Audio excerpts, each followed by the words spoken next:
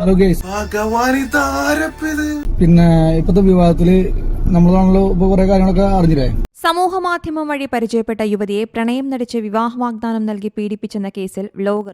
എനിക്കറിയാം, ഞാൻ പറഞ്ഞില്ലേ എനിക്ക് നല്ല പരിചയമുണ്ടെന്ന്. ഇത് വൈറലായ വീഡിയോ അല്ലേ? ഞങ്ങളുടെ വക്കീലമാർ ഗ്രൂപ്പിൽ ഈ സാധനം വന്നു, ഞാൻ കുറെ ഗ്രൂപ്പിൽ സെൻഡ് ചെയ്തു കൊടുത്തു. Thank you sir.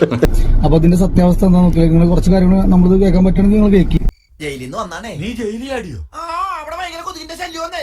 പിന്നെ കഴിഞ്ഞ പ്രാവശ്യത്തെക്കാളും ഫുഡും മോശം. ഒരുമാതിരി കുറ്റവാളികളോട് പെരുമാറുന്ന പോലെ ഒരു പെരുമാറ്റോ. അത് എന്താ വെച്ചാൽ ഞാൻ മാട്രിമോണി കൊടുത്തിട്ട് അങ്ങനെയാണ് ഞങ്ങൾ പരിചയപ്പെട്ടത്. ഞങ്ങളുടെ കുടുംബത്തിനും മോളെ കുടുംബത്തിനും അറിയാം. ഷാജി അങ്ങനല്ലല്ലോ പറഞ്ഞത്.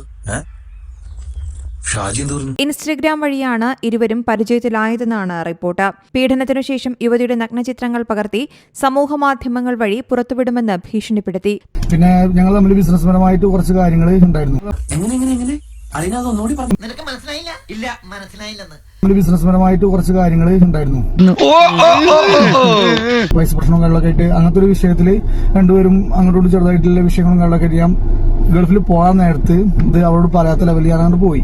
അപ്പൊ അവൾ ആ തെറ്റിദ്ധാരണയുടെ പേരില് അവള് കണക്കുകളൊന്നും ശരിയാകുന്നില്ലല്ലോ ഗംഗാര. പേടിച്ചിട്ടാ? പണ്ട് എനിക്ക് അങ്ങനെയാ, പേടിച്ചെനിക്ക് കണക്കേറ്റി പോകും. യുവതിയുടെ പരാതിയിൽ കേസെടുത്ത മലപ്പുറം പോലീസ് അന്വേഷണം തുടങ്ങിയതോടെ ജുനൈദ് വിദേശത്തേക്ക് കടക്കാൻ ശ്രമിച്ചു. പ്രതിയെ ബംഗളൂരു വിമാനത്താവള പരിസരത്ത് നിന്നാണ് പോലീസ് അറസ്റ്റ് ചെയ്തത്. അപ്പൊ അവൾ ആ തെറ്റിദ്ധാരണയുടെ പേരില് അവള് കേസ് ഫയൽ ചെയ്തത്.